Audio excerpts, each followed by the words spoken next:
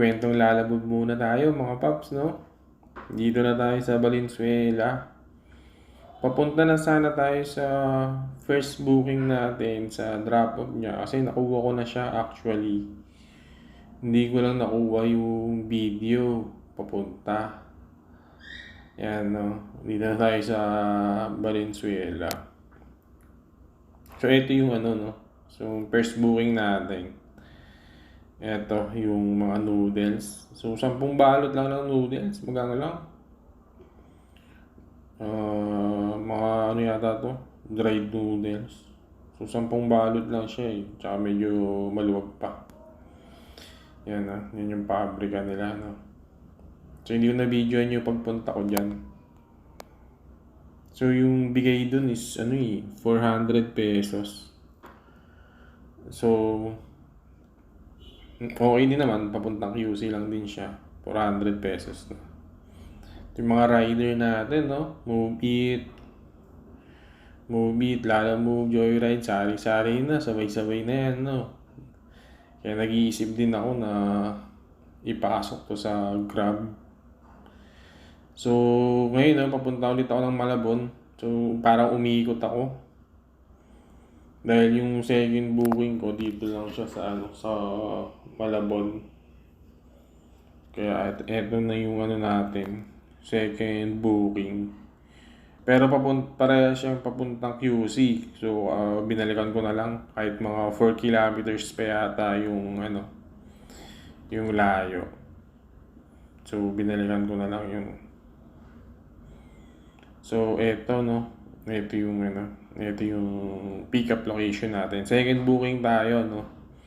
So, yung ipapadala nila sir, dito nila sir. Ano lang, ito lang, salamin lang na 2x3. Yan lang kaliit. So, on the way na tayo sa Valenzuela, no. Ito yung ano, no, second booking natin, 375. So, wala siyang high demand pero may base fare naman. So, okay na din yun, no. So, eto na. Pupunta na tayo ulit ng ano, ng Monumento. Para sa first and second booking natin. Parehong QC lang naman siya. Yan, no? Dito tayo sa EDSA, no? Ingat tayo sa mga biyahe, no? Mga paps, no? Ayan, no? Sila kuya, oh. Munti ka na mag-abot, eh, oh.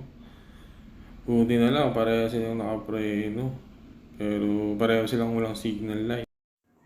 So, malapit na tayo sa ano, no? Sa first draft off natin. Yan, no? Dito na tayo. Dito na yung ano natin.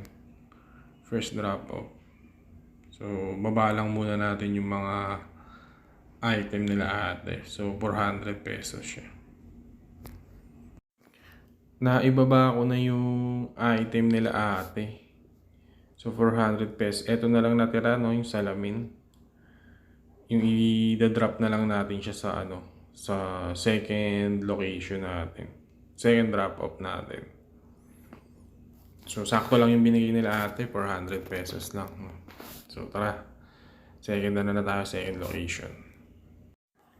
So, dito na tayo sa ano, sa second drop off natin, 700 meters na lang.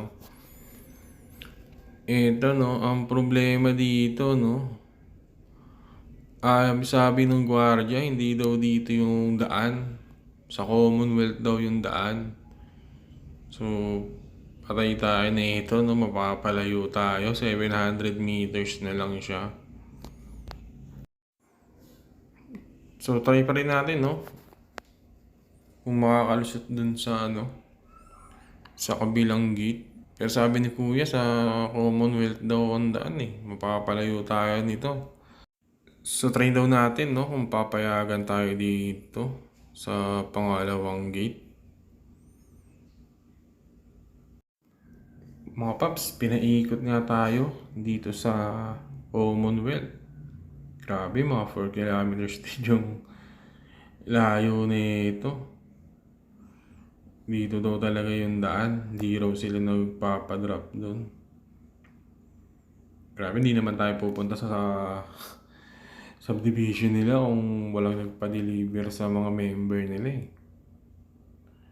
So, dito na tayo, no? Dito na tayo dumaan sa Commonwealth. Nandito na tayo mga paps, no? Sa second location. So, hintayin na lang natin yung yung may-ari ng pagdidelivery natin, may-ari ng item. So, eto na sila kuya, no? Dito natin siya i-deliver. Yan, palapit na si kuya. Yun yung item nila. Grabe mga paps. Inabot ako ng 30 minutes na pag-antay ng bayad. Wala pala dun yung may-ari, mga tauhan lang. So, pinuntahan pa sa bahay. Tapos sabi, i-Gcash. Tapos wala rin. Pumunta pa ulit yung tao nila, pangalawang tao. Pumunta dun sa bahay. Dun pa lang naibigay yung yung payment. Pero nag-add siya ng 125. So, 375 naging 125 no. Naging sinakto na nila ng 500. Kaso ang tagal nga lang ng inabot. Inabot din tayo ng traffic. So, on the way na rin tayo sa third booking natin. Dito Quezon Ave, papuntang Malabon. Grabe, tagal lang inintay dun. Sayang oras. Bali, nandito na tayo mga paps, no? Dito na tayo sa third booking natin. So, dito na natin siya pipick upin dito.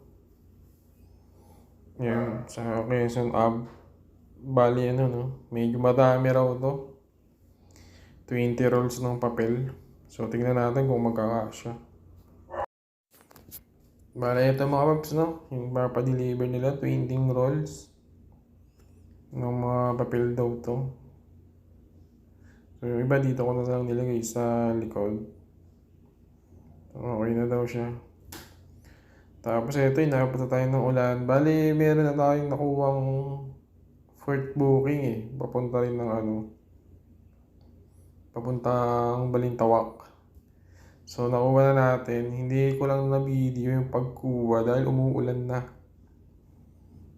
So, on the way na tayo rin dun sa na yun. Sa fourth drop-off natin. Siya na yung mauuna kasi Balintawak. Tapos yung kasunod niya is Malabon. Ito yung third booking natin mga paps, no? Dito sa Balintawak. So 250 yung yung fare niya. Ginawa niya ng 300. Tapos binigyan tayo ng sabon. Tayo sa fourth booking natin. Fourth na drop off natin sa Malabon. So ito na pinukuha na nila kuya. So yung presyo nito lang 303. Pero binayaran nila tayo ng 420 kasi masyado madami. Nakuha pa tayo ng dalawang booking. So total ng booking na nakuha natin ngayon 6. Pinilit lang natin kasi meron sila mission na kapag nakakuha ka ng 5 meron kang 250. So kinuha lang natin yung mission. So ito yung pang 5 booking natin, 212 pesos. Tapos ito naman yung pang-6, 328 pesos. So nakuha natin yung mission na 250. So, ito na yung yung ating last booking. So cake lang naman siya. So yan. So dalawang cake lang Ay isang cake tas cupcake. Kaya nasabayan pa natin siya ng mga t-shirt. So dalawang booking ulit. So yan na guys, pauwi na tayo So compute lang natin yung kinita natin. 6 na booking tayo So 1,510 lahat. So ito yung kinita natin 1,510. May mission 250 Tapos tip natin naka 400 tayo. Nagpagas tayo ng 740. Ang nauwi natin 1,420. So, yun lang mga paps, no? Medyo gabi na rin. Mag-alas 9 na ng gabi. So, ingat-ingat na lang. Sipag at diskarte lang. Biyahe tayo bukas.